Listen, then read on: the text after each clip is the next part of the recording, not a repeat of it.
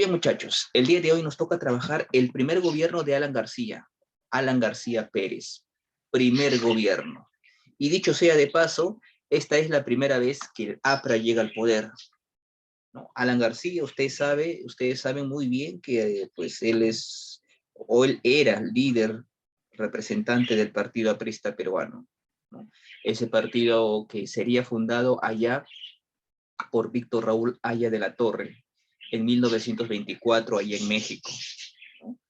Y bueno, como bien sabemos y te conté la última clase, ¿no? Que Haya de la Torre, ya viejito él, murió allá por el año 1979-1980, habiendo sido presidente de la Asamblea Constituyente, aquella que dio y redactó la Constitución de 1979.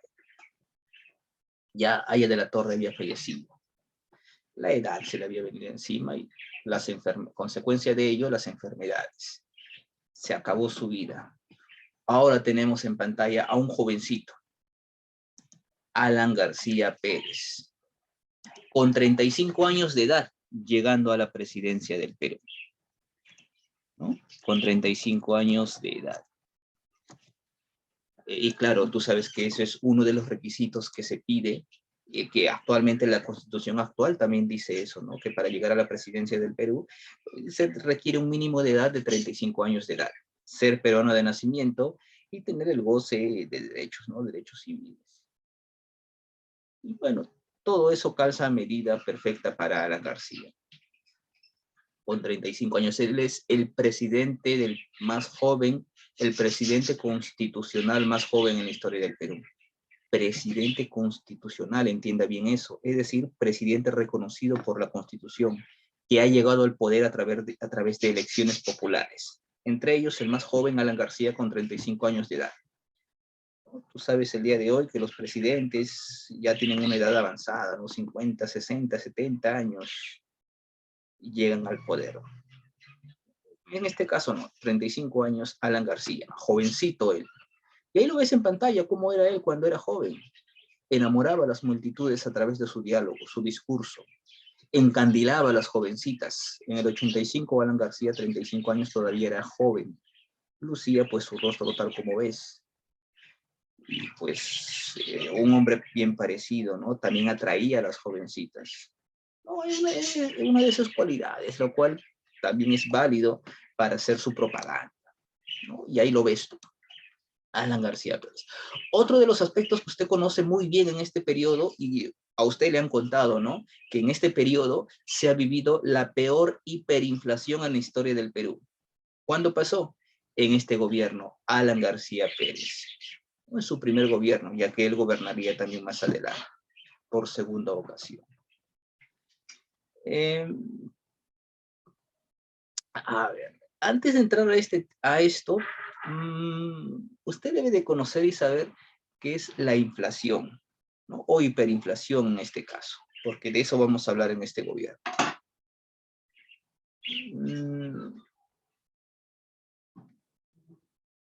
A ver.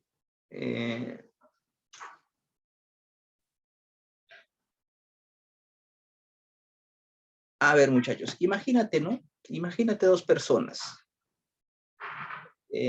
Voy a poner un ejemplo sencillo para que usted entienda por qué se origina la inflación, ¿no? Y para este caso, la hiperinflación. Imagínate por ahí dos personas, una persona A y una persona B. Estas personas tienen igual cantidad de recursos. Por ejemplo, ¿no? La persona A en su haber tiene 10 naranjas. La persona B tiene 10 peras. Una persona tiene 10 naranjas y la otra persona tiene 10 peras. Esto es un ejemplo nada más para que usted entienda qué es la inflación. A ver, por ejemplo, a estas personas, pues, bueno, ellos tienen naranja, tienen pera, cada uno de ellos, y a uno le provoca comer lo que tiene el otro, ¿no? A la persona B se le antoja comer la naranja que tiene la otra persona, y a la primera persona se le antoja comer la pera que tiene la otra persona. Entonces, como tienen ambas las mismas cantidades, 10 naranjas, 10 peras, lo más simple aquí es recurrir a un trueque, ¿no? Te doy una naranja y a cambio me das una pera. Eso es lo más simple, lo más común. Esa es una forma de poder. Pero también existe otra forma, algo que el día de hoy nosotros usamos para poder adquirir los recursos. El día de hoy para poder comprar, tener recursos, qué sé yo, quiero comprar frutas, naranja, algo, tengo plata, tengo billete, tengo moneda. ¿No? Se puede inventar una moneda. Imagínate, a ver, ya que las piedras, o que una piedra,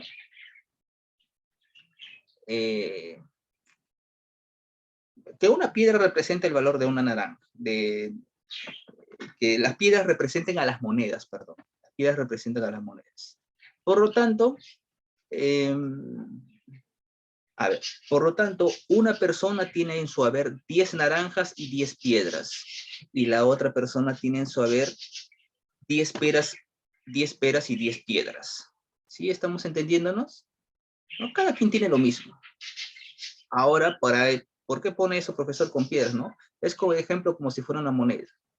Como si yo tuviera 10 monedas, y si quiero comprarle a la otra persona su naranja, le pago, ¿no? Una moneda por una naranja, en este caso, una piedra por una naranja. Y si tengo 10 piedras, ella tiene 10 naranjas, el valor es, una piedra equivale a una naranja, ¿no?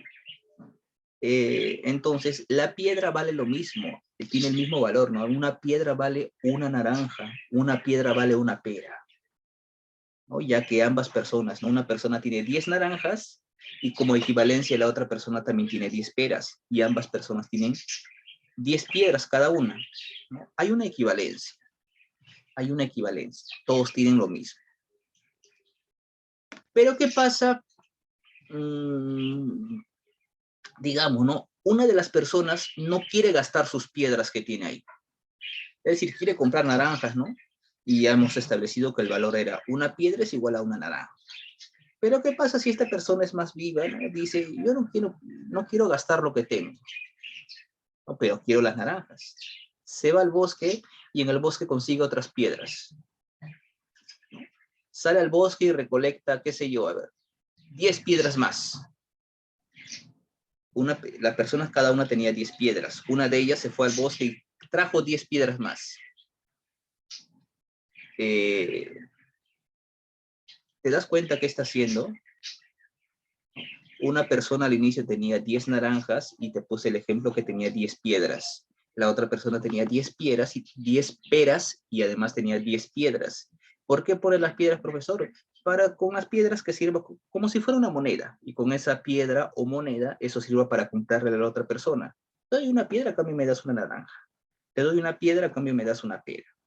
Pero una de esas personas no quiere gastar lo que tiene, no quiere gastar sus piedras, por lo tanto se va al bosque a conseguir otras piedras. Y entonces ya hay un desbalance. Una persona tiene 10 piedras y la otra persona tiene 20 piedras, ¿no? Una persona tiene 10 piedras, la otra persona tiene 20 piedras. Sumando ellos son 30 piedras.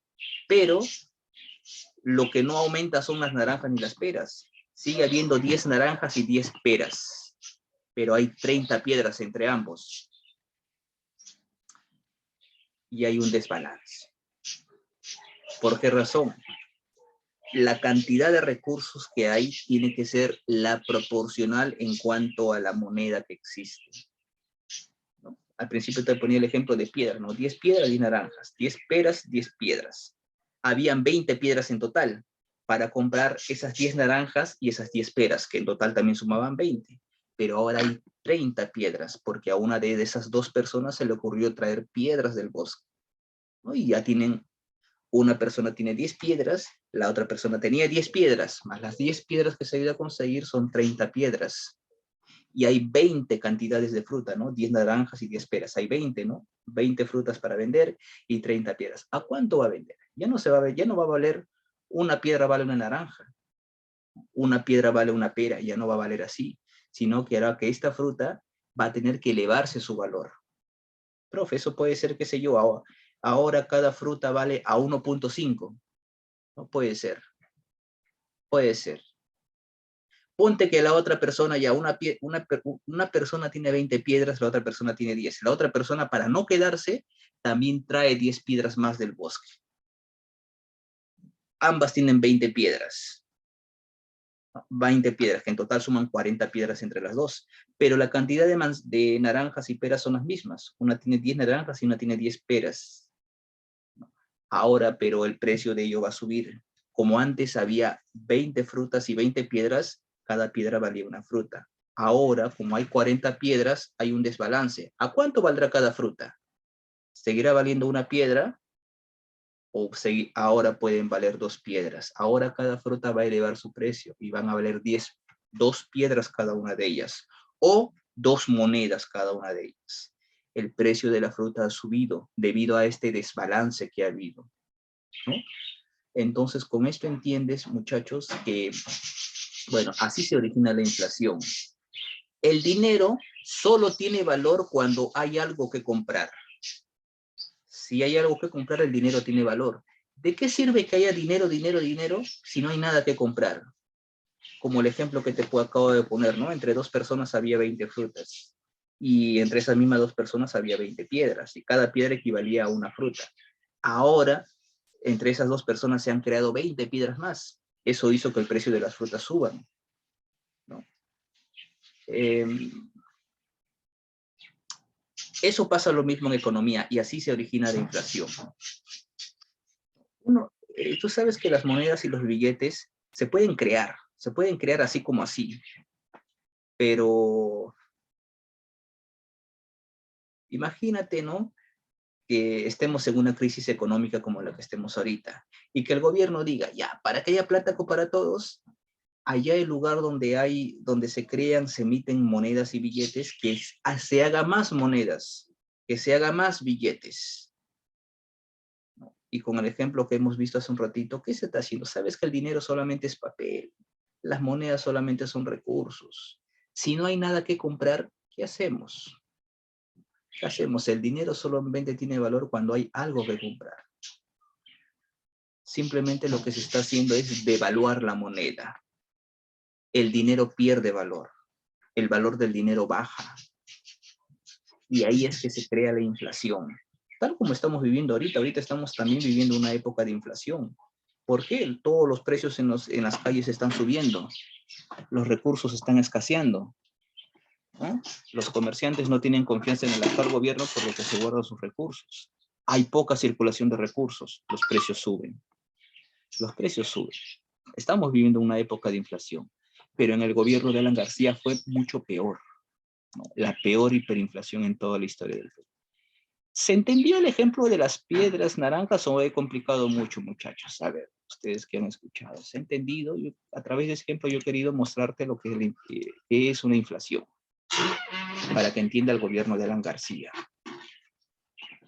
¿no? Ahora sí, Alan García. Espero que con ese ejemplo nos hayamos entendido, ¿no? Eso es, digamos, un concepto básico, ejemplo básico de lo que es la inflación, ¿no? O en palabras más resumidas todavía, si el Perú tiene cantidad de recursos me refiero a lo que hay, ¿no? Alimentos, bebidas, minerales, lo que hay en un país para subsistir, comer, alimentarse, para trabajar, para todo. Tiene que haber la misma cantidad de recursos y la misma cantidad de dinero, ¿no? Si hay más dinero, este dinero pierde su valor, porque el suficiente dinero no va a alcanzar para comprar los recursos que hay. Tiene que estar a la par. Recursos, dinero. Recursos, dinero. Así con la misma cantidad de dinero, compro la misma cantidad de recursos. Si hay más dinero, se manda a emitir más dinero, el dinero se devalúa, porque no alcanza para comprar todos los recursos que hay. Por lo tanto, el precio de los recursos sube su precio, se duplica, se triplica, se cuatriplica, ¿no? Eso ya es inflación. Eso es en palabras sencillas. A ver, muchachos. 1985, ahora sí. Alan García se presenta como candidato, ¿no? Él se creía el candidato de todos los peruanos. Si recordamos nosotros cómo era Alan García, un hombre muy elocuente, en campaña política se ponía a cantar los valses peruanos, ¿no? El Vals Mi Perú. Con esas cualidades enamoraba, encandilaba al público, a las mujeres, a los jóvenes, el representante de las juventudes, se creía él, 35 años de edad, jovencito. Bueno, y como bien sabes, ya con la Constitución del año 1979, para tener la mayoría de los, para ser elegido presidente del Perú tenías que tener, y tienes que tener, como hasta el día de hoy, más del 50% de votantes. Si en primera vuelta no llegas a más del 50%, hay una segunda vuelta. Y así pasó. En segunda vuelta llegó Alan García, representante del partido aprista, y por ahí llegó. Marzo, creo. Ya para darnos la tercera dosis. Ya. Pucha, para la lista ya sería diciembre, ya estaríamos ya. ¿Cuándo vino la dosis al Perú? No estamos en el juego, ¿no? Febrero, creo.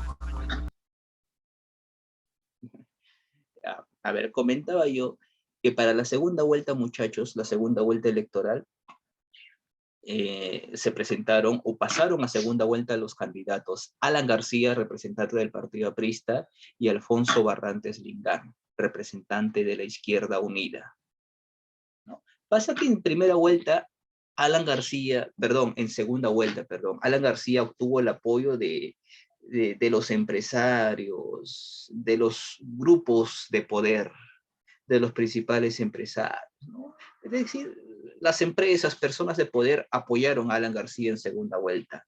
Ante ello,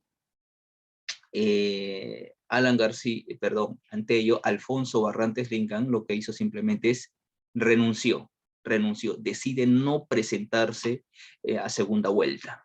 Ante esta renuncia, claro está que el claro vencedor o el vencedor sería Alan García. Y así fue. Se dio como vencedor a Alan García, ¿no? Y vamos a ver un poquito de lo que pasó en su gobierno. Vamos a ver lo que pasó en su gobierno. Bueno, esto es lo que te comentaba, ¿no? Alan García, representante del APRA, Alfonso Barrantes Lincán, renunció en segunda vuelta. Producto de ello, Alan García sería declarado vencedor. Eso es dentro de lo político. Dentro de lo económico.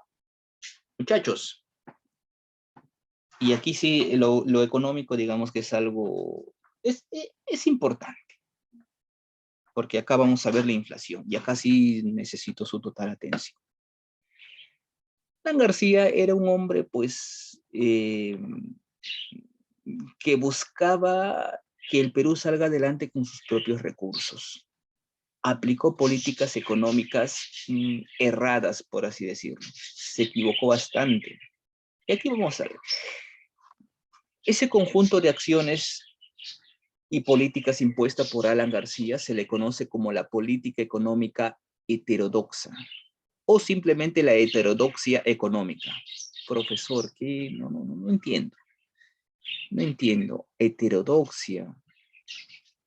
Simplemente es, cuando los gobernantes llegan al poder, siempre siguen las recomendaciones que dan los grupos económicos de poder.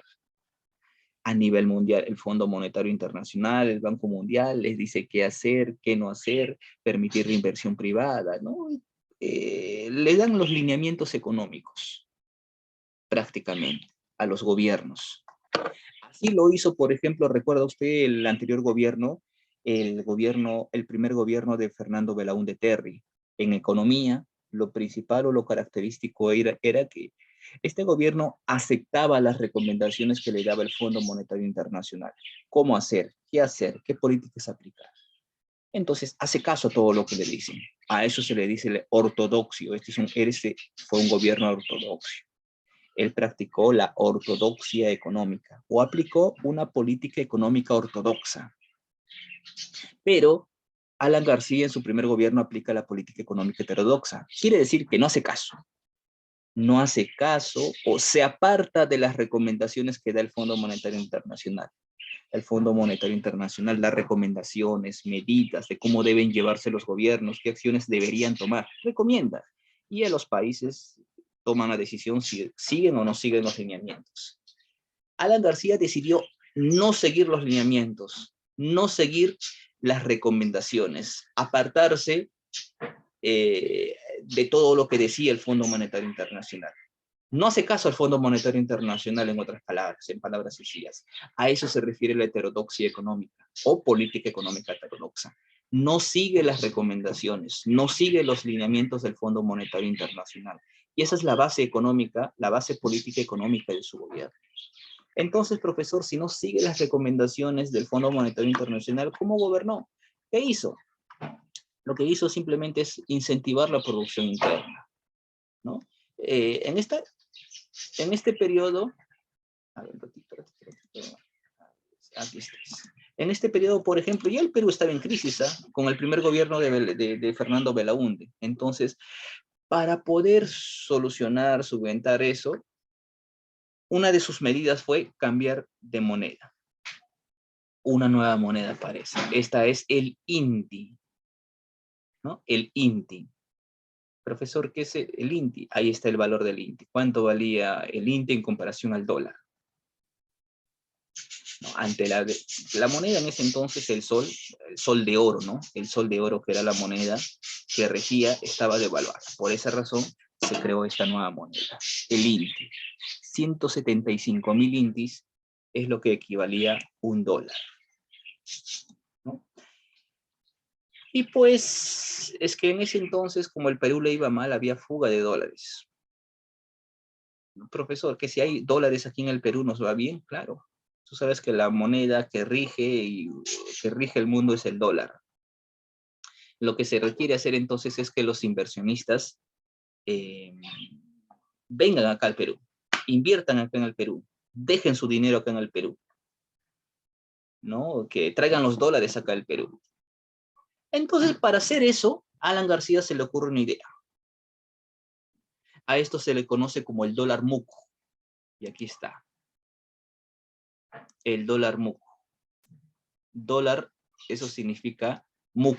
Las siglas significan Mercado Único de Cambio. ¿En qué consiste el dólar MUC? Lo que hizo simplemente es Alan García, el gobierno de Alan García, compró millones, miles y miles de dólares al extranjero, ¿no? Compró dólares del extranjero para traerlos al Perú.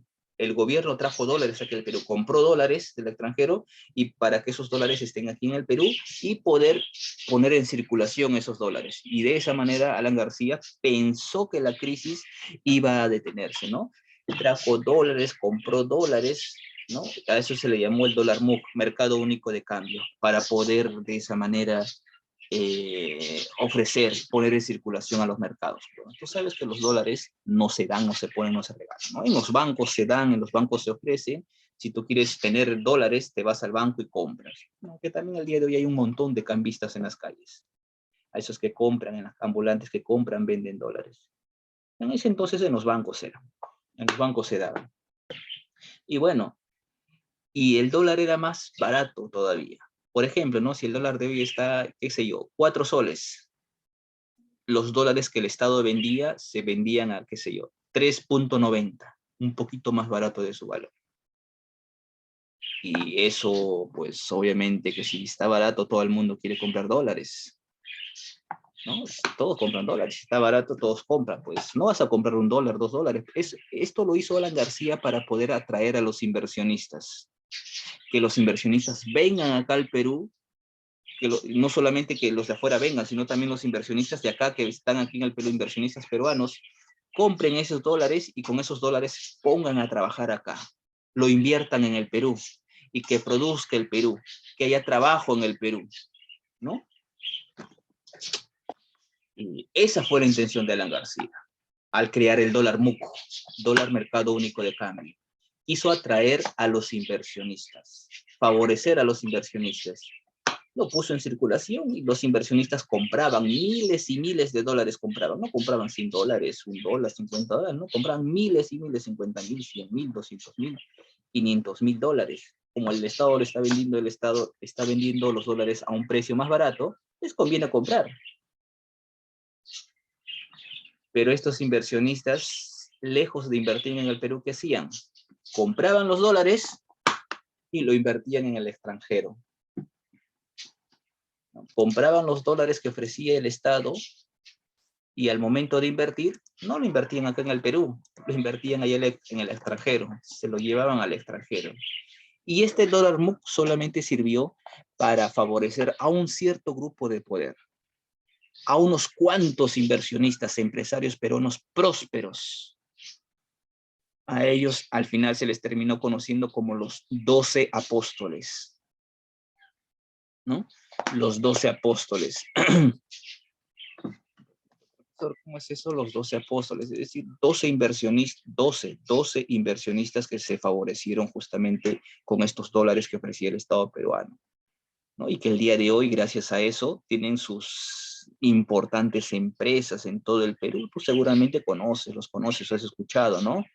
Nicolini, tienen galletas, marcas de fideos con ese nombre. Ferreiros, ¿no? Otro de los apóstoles, empresario, en el mundo automovilístico, ¿no? En la industria automotriz, tiene sus inversiones. El grupo Brexia, el grupo Romero, ambos apóstoles, ¿no? Inversionistas que tienen inversiones y empresas en diferentes rubros, ¿no? Entonces tienes ahí los Romero, los Brescia, los Ferreiros, los Nicolini, quienes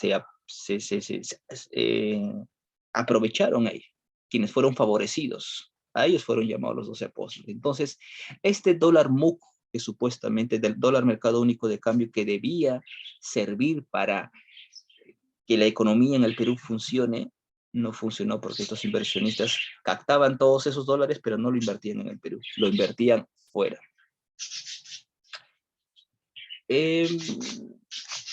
Así también, muchachos, así como en los bancos se ofrecía este dólar MUC, que favoreció solamente a un grupo de empresarios, ¿no? Ahí está en escena, tienes a los 12 apóstoles. En las calles también, ¿eh? En las calles también, así como los bancos se vendía solamente dólares para favorecer a los empresarios, en las calles también se empezó a vender los dólares, pero ya de manera informal. Así como el día de hoy los cambistas, debes haber visto, ¿no? Personas cambistas con su chalequito amarillo, en su espalda dice dólares, esas personas que compran y venden dólares, igualito en aquel entonces. Aparecieron personas que también, sabes que hay que vivir de una u otra manera. El dólar estaba de moda en ese entonces. En los mercados, en los bancos se vendían a un precio más barato, que era de los dólares que el Estado ofrecía. En las calles también, entonces, aparecieron los ambulantes o informales del dólar, ¿no? Los ambulantes, el comercio ambulatorio del dólar. A eso se le conoció como el dólar Ocoña. Profesor, me está confundiendo el dólar Ocoña. No te confundes.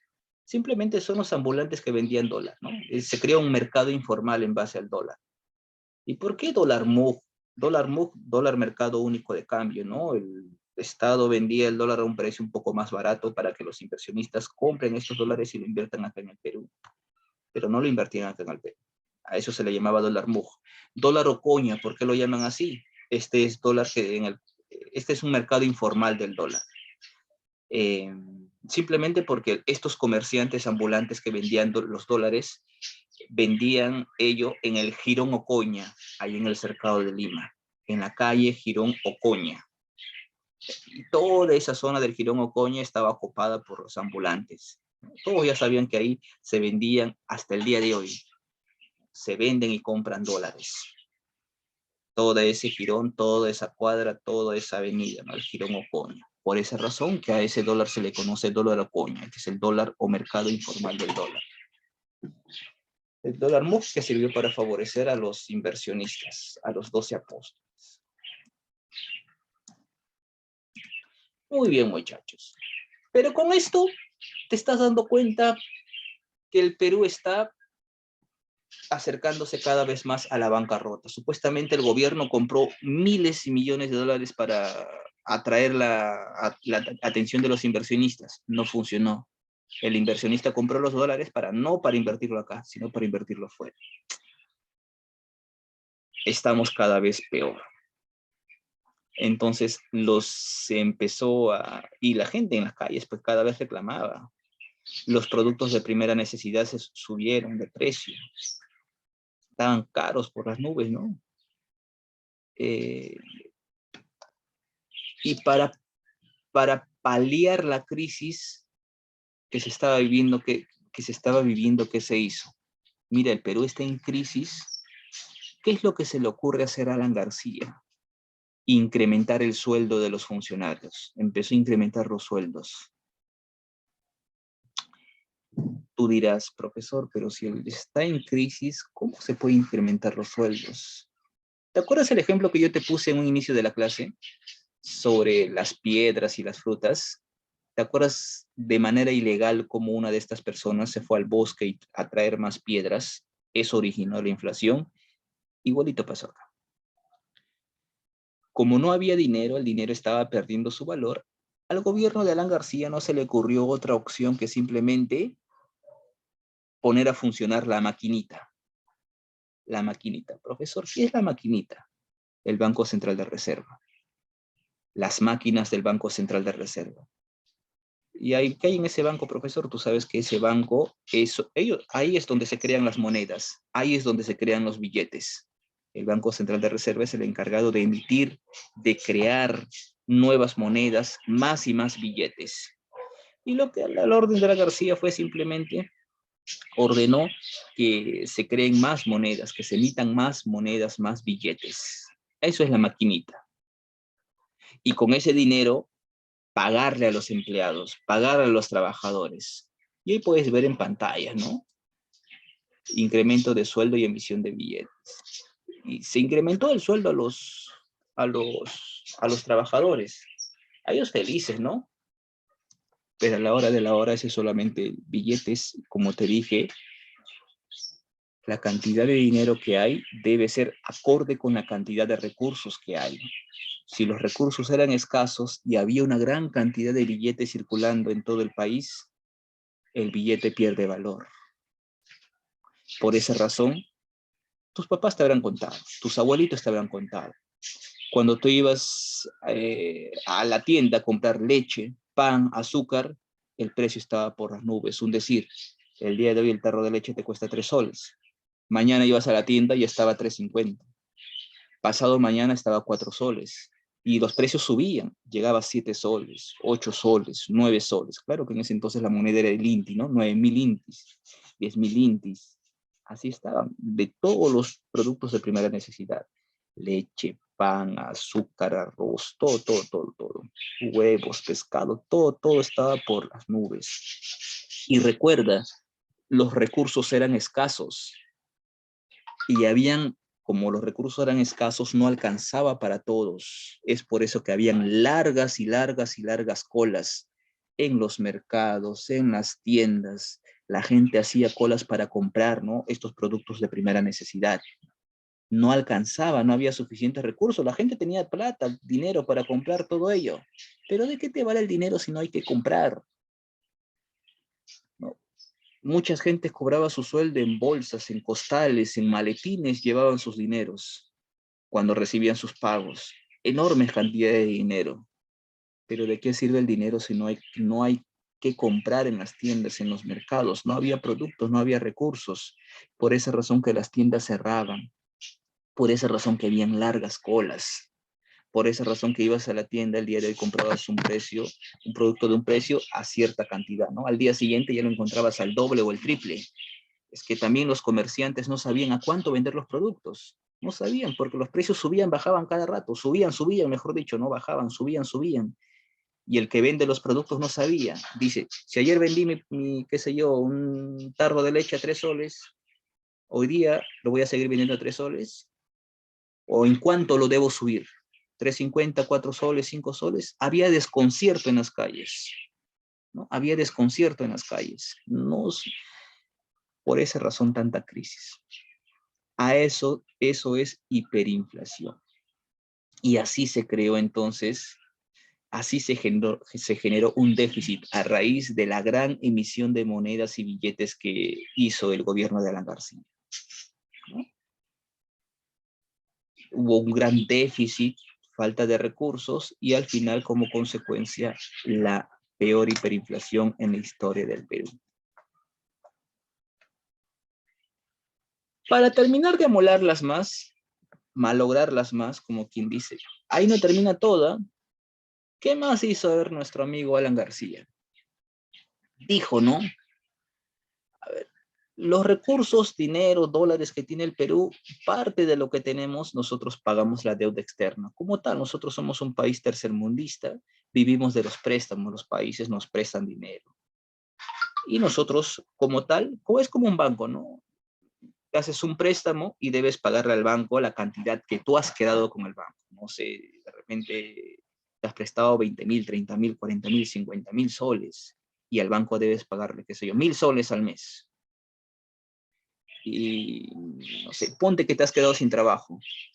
No puedes pagarle al banco. El banco no te perdona. Así se fallezca tu mamá, tu papá, así te quedes sin trabajo, así se haya muerto tu hijo. No, el banco te cobra. El banco te cobra. A ver, dile tú al banco, ¿sabes qué? Estoy en crisis, no tengo trabajo. Yo te pagaba 1.000 soles mensuales, no me alcanza. Te voy a pagar solamente 100 soles al mes. Eso es lo que puedo pagar. Dile eso al banco. ¿Tú crees que te van a aceptar el banco? No, ¿no es cierto? Porque tú piensas, no, no, solo puedo pagar 100 soles y los otros 900 para mantener, ¿no?, mi hogar. Algo así quiso hacer Alan García. Alan García dijo, del total de dinero que pago mensualmente, del total de dinero que pago a la deuda externa, ¿no?, a otras instituciones, a otros bancos, no voy a pagar todo porque no puedo. Solamente Alan García dijo y anunció, solamente voy a pagar el 10% de nuestras exportaciones anuales, ¿no?, de lo que se gana producto de las exportaciones en el lapso de un año, solamente el 10% va a ir para pagar la deuda externa, ¿no? Eso le dijo Alan García a las principales instituciones del mundo, a aquellos a los que debíamos. Solamente voy a pagar el 10% de la deuda externa. Como el ejemplo de los bancos que te puse, ¿no? Los bancos no te aceptan eso. Alan García le dijo eso, voy a pagar el 10% de la deuda externa, 10% de nuestra exportación el 10% de la exportación del Perú solamente va a servir para pagar la deuda externa, solo el 10%. El restante sirve, que ese dinero va a servir para, ¿no?, paliar la crisis que está pasando. Pero eso, como te dije, las instituciones no entienden eso, o no van a entender eso. ¿Tú crees que lo tomaron bien? El Fondo Monetario Internacional, el Banco Mundial, ¿lo tomaron bien estas instituciones que se ven en pantalla? Claro que no.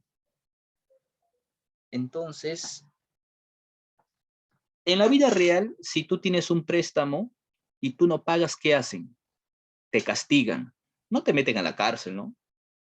Profe, si me presto, ¿qué me hace? Me castiga. Si en un futuro tú quieres prestarte, ya no te van a prestar. Tu nombre queda manchado. Tu historial crediticio queda sucio.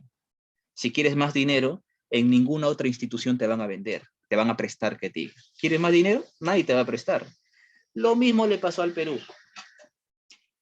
¿Vas a pagar solo el 10%? ¿No vas a cumplir con tu trato? No, solamente el 10% voy a pagar.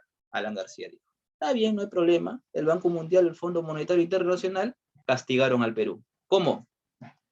El Perú fue declarado como país inelegible. País inelegible. Así fue considerado el Perú. Perú. País inelegible, ¿no? Por ahí tal vez te preguntas, profesor, país inelegible, ¿qué es eso? No entiendo. País inelegible.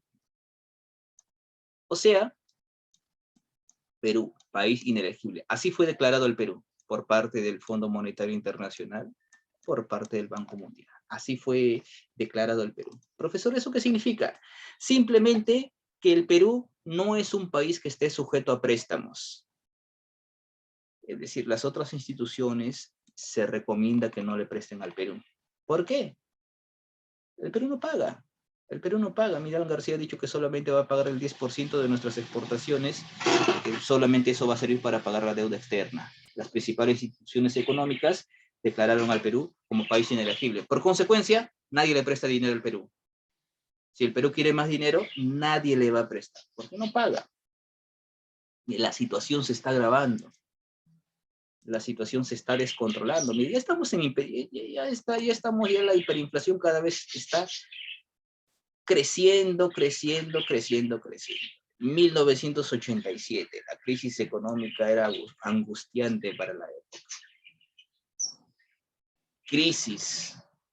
No era crisis, era una gran crisis, era una enorme crisis.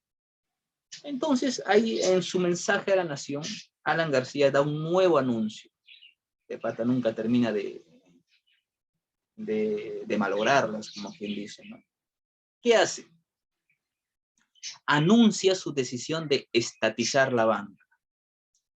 Bueno, y ahí dice, ¿no? Intento de estatizar la banca. Eso es lo que hace Alan García. Estatiza la banca, ¿no? ¿Qué es eso? Estatizar los bancos. Como falta dinero, Alan García pensó, ¿no? ¿Dónde hay dinero? En los bancos. ¿Quién tiene dinero? Los bancos, pero no me quieren prestar. Bueno, si no me lo prestan, si no me lo quieren dar, me adueño de los bancos. Me adueño de los bancos. Y eso quiso hacer Alan García. Por eso él intentó estatizar la banca. ¿Qué significa? Que ahora los bancos le pertenecen al Estado o son de propiedad del Estado. Por eso es estatizar, que son del Estado. Estatizar la banca privada. Todos los bancos, ¿no? Los bancos conocidos, los bancos privados. BCP, el Banco Vice, etcétera, etcétera, ¿no? Los diversos bancos.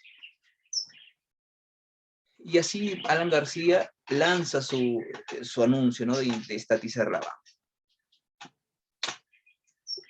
Muchos bancos ordenó, ¿no? intervenir los bancos. Tuvieras en ese entonces como las Fuerzas Armadas intentan tomar los bancos por la fuerza, y los trabajadores, los dueños de los bancos, ¿no? los banqueros, cómo se posesionaban, resistían con lo que podían los bancos. Muchos se amarraban a las oficinas del banco, muchos se ponían bombas ahí para volarse con los bancos. No querían pues que le quitaran sus bancos, cuánto iban a perder. Entonces, bueno, eso no solamente no iba a pasar, pues Alan García no puede adueñarse de los bancos, ya dice, eso es mío y ya, ¿no? Se inició una lucha legal. Los banqueros, aparte de ello, iniciaron una lucha legal. Los banqueros se unieron, formaron una asociación, un grupo, ¿no? Ya se está violentando la ley, presentaron su recurso de acción de amparo para defender sus bancos. Y de esa manera, todos los bancos ganaron sus casos. Por consecuencia, no pudo expropiar ningún banco. Alan García no se adueñó de ninguno de los bancos. Lo que quería hacer Alan García no resultó adueñarse de los bancos, ¿no? Los bancos ganaron sus casos, ganaron sus luchas, y peor. Y, bueno. Y para terminar de amolarlas, tú sabes que el Banco Central de Reserva emite billetes, emite monedas, y ahí también se guardan las divisas. Es como ahorros. Ahí están los ahorros del Perú. Las divisas del Perú se han agotado. La moneda devaluada y una hiperinflación que supera el 4000%. Una hiperinflación que está sobre los 4000%. 4000%, ni siquiera 100, 200%. La hiperinflación ya está al 4000%. Por esa razón se estuvo como se estuvo en esa época. Bueno, bueno, esto es lo que hemos visto, ¿no? Se siguió con la misma, ¿no? Emitir más billetes, el gasto crece, en fin. No había cuándo acabar, se empezaron a importar alimentos. Bueno, en el aspecto social, como respuesta, cuando Alan García dio esto de intentar estatizar la banca, apareció un señor, un hombre apareció. Allá quien dio un discurso en la Plaza San Martín, ¿no? Y quien se opuso, criticó al anuncio que había dado Alan García, el anuncio de intentar estatizar la banca. Este hombre es un escritor, tú lo conoces, ganador del Premio Nobel de Literatura. Él es Mario Vargas Llosa. Él hizo un meeting allá en la Plaza San Martín, en el cual criticaba el anuncio que ha dado el presidente Alan García. Fue el anuncio, el intento de estatizar la banca. Y ese meeting fue multitudinario, mucha gente acomodada. vio con simpatía lo que hizo Mario Vargas Llosa. Y es así que sin querer nace una nueva asociación, una nueva agrupación. A eso se le conoce como el Movimiento Libertad, una asociación del propio Mario Vargas Llosa. Movimiento de la Libertad. Y el Movimiento de Libertad nace como respuesta ante el intento de estatización a la banca. ¿Qué proponía Mario Vargas Llosa? Que haya libre comercio, que el Estado no participe en el comercio, ¿no? Barreras comerciales, aranceles, tributos, pagos, impuestos y todo ello. Que se reduzca la burocracia, es decir, que haya menos trabajadores del Estado, ¿no? Mucha gente está en el Estado, mucha gente que gana su plata gratis, casi sin hacer nada. Que se reduzca el número de trabajadores. Y que no se estatice la banca, que no se estatice la banca. Eso es lo que pedía Mario Vargas Llosa. Entonces, así nace el Movimiento Libertad, y esos son todo lo que se dio en aquel entonces. Y para terminar, recuerda que en el primer gobierno de Fernando Belaúnde Terry, el terrorismo ya había nacido, ¿no? Bueno, había muchos presos que habían caído, muchos terroristas que habían caído presos. Y en 1986, el 18 de junio de 1896, los presos acusados de terrorismo se habían amotinado allá en los penales del Lurigancho, en el penal del Frontón, que está allá en el Callao, y el penal de mujeres, Santa Bárbara, ¿no? El 18 de junio de 1986. En ese día se estaba celebrando una asamblea internacional, como pues para atraer la atención del público y de los medios, concertando justamente con el día de esa celebración, de esa asamblea internacional que se estaba realizando en Lima. Se acordó, pues, con los penales, se hizo esto. Pero automáticamente él se ordenó enviar al ejército, a la marina, a la aviación. Todos ellos fueron y acabaron con todos los que se habían amotinado. Y de una manera despectiva y cruel. Simplemente amotinados, y el ejército, la marina, la FAP, bombardearon las cárceles. Bombardearon todo. Se produjo una gran matanza. Por eso que el presidente, o el expresidente Alan García, cuando estaba en vida, hasta los últimos días de su muerte estaba siendo investigado por los casos de la matanza del Lurigancho, el Frontón y Santa Bárbara. Muertos. En el penal del Frontón hubo 152 muertos, todos presos, claro. En Lurigancho, 118. Y en el penal de mujeres de Santa Bárbara, 2 mujeres, ¿no? El terrorismo aumentaba. Ya en Lima ya había presencia del terrorismo, coches, bombas, voladuras de torres eléctricas, ¿no? Se promulgó para poder combatir el terrorismo la ley de rondas campesinas, en la cual los campesinos podían defenderse libremente, ¿no? De los ataques terroristas. Chapa a tu terrorista y mátalo. Y los campesinos empezaron a través de esta ley a organizarse para poder defenderse de los ataques terroristas. Otra obra, se creó la Policía Nacional del Perú en este gobierno. En ese entonces no existía la Policía Nacional. Había otro organismo de defensa, de protección, conocido como Guardia Civil, Guardia Republicana y Policía de Investigaciones. Lo que se hizo simplemente es reunir estas tres: la Guardia Civil, Guardia Republicana y Policía de Investigaciones. Estas tres se fusionaron y se creó la Policía Nacional del Perú, ¿no? ¿Qué más? Se creó el Museo de la Nación,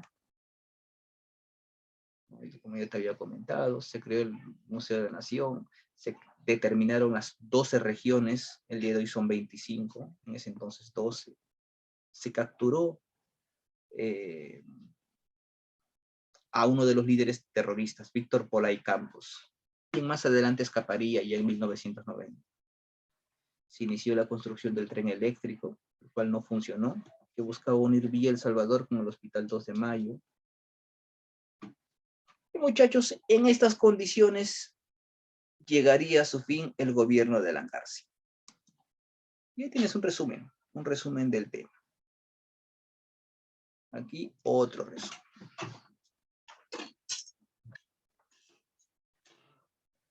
Muy bien. Y justo hasta ahí vamos a llegar. No, bueno, entonces ahí hemos conocido un poquito los... vaya prendiendo su cámara, por favor. Cámaras encendidas. Un poquito de los diferentes aspectos del primer gobierno de Alan García.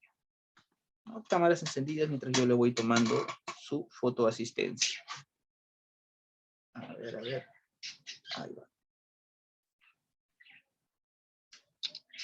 Listo. Muy bien, vámonos ahora a la ficha. No se olviden, por favor, como siempre, enviar sus actividades temprano. Cualquier problema, inconveniente que tengan, pudieran tener, avisarlo. O avisen. Avisen cualquier situación, cualquier problema. Y por ahí también, si hay ayuda, necesitan ayuda, con total libertad, ¿no? Escriban, profesor, ayúdenme en tal pregunta. A ver, le comparto la pantalla. A ver, muchachos, ahí deben estar viendo el primer gobierno de Alan García. ¿No? Sus obras, aspecto económico, político, social. Ampliación del tema y fin de gobierno. A ver, pregunta número 1. Dice. Las intervenciones. La consecuencia inmediata a la política de no pago de la deuda en el 85 para el Perú fue... La B. La B. Expulsión del FMI, aparición del Movimiento de Libertad, no. Cuando el Perú dijo no pago la deuda externa y solamente pago el 10% de nuestra deuda, ¿cómo fue declarado el Perú? País ineligible. País elegible, excelente, sí. Sí, anotándolos. Longo y Jelly. Sí, Okay. profesor. Ok. Lisbeth Huertas, ¿verdad? Gracias. 2. El gobierno aprista sirvió a los intereses de grupos económicos, comerciales y financieros. A su vez, desarrolló el populismo económico. Esto formó parte de su política económica. ¿Qué nombre llevaba cómo se le conoce a la política económica aplicada por Alan García? La Liberal. Economía liberal, no es Nacionalista. tampoco, es política. Heterodoxa. Heterodoxa, claro, política económica heterodoxa. Quiere decir que no sigue las recomendaciones que le dan ni el Fondo Monetario Internacional ni el Banco Mundial. No sigue las recomendaciones. Hace sus propias obras como él quiera, sin hacer caso a las demás instituciones. Eso quiere decir heterodoxa. 3. En el 86, el Fondo Monetario Internacional declaró inelegible al Perú. Ello trajo como consecuencia... La B. Eliminación de subsidios, no. La D. La D, claro, los bancos cerraron los créditos al Perú. Ningún banco nos quiso prestar dinero. Faltó dinero, ¿no? 4. El gobierno de Alan García se encaminó a... Ya. mejorar el problema de la imagen externa, ¿no? Ahí es... C. desarrollar un plan nacionalista, democrático y popular. No lo consiguió, claro está. Personaje literario que encabezó el movimiento Libertad. La B. La B. Mario La Vargas. B. Así es, muy bien. Moneda creada por el gobierno de Alan García. Nuevo Sol. La B. La B, el INTI. El INTI es la moneda de Alan García. 7. Movimiento de oposición ante el intento de privatizar la banca. Acción Popular. No. El movimiento Perú. que lideró Mario Vargas Perú Llosa. Popular Cristiano. Tampoco. Perú Posible. C. No, es Movimiento Libertad. Creado por Mario Vargas Llosa ante el intento de privatizar o estatizar la banca. 8. Grupo político que renunció a participar en la segunda vuelta electoral. ¿No? Cuando se presentaron a las elecciones de 1985. Alan García. La E. La E. La A sería la B. Ah. Alan García se presentó con Alfonso Barrantes Lingán en segunda vuelta, pero él renunció. 9. La ley de rondas campesinas se promulgó en el gobierno de... La C. el gobierno que estamos trabajando el día de hoy. La D. La B. La B. El gobierno de Alan García. Y la número 10. La creación del dólar MUC tenía como objetivo La C. evitar la pobreza, no. Es incentivar el desarrollo de La la B. industria nacional. 10B. Bien, muchachos, a ver, tienen entonces la resolución de la actividad de aplicación, la evaluación para ustedes, ¿no? ¿Cómo surge el movimiento de libertad ante el intento de estatización de la banca, ¿no? ¿Qué significa política heterodoxa? No aceptar los lineamientos del Fondo Monetario Internacional ni el Banco Mundial. Fácil. ¿Contra quién compitió Alan García en las elecciones presidenciales? Alfonso Barrantes Lincán, ya saben ustedes. Significado de las siglas MUC, el dólar MUC, mercado único de cambio. Y bueno, la atención es para ustedes, ¿no? Completar con lo que hemos estudiado, el nombre de los personajes, y poner concepto a cada uno de estos, que es dólar MUC, que es estatización de la banca, que es la maquinita, cositas que hemos hablado. Y lectura. Si hubiera dudas, lo hace saber. Sí, muchachos, nos vamos quedando ahí entonces. A ver, aquí,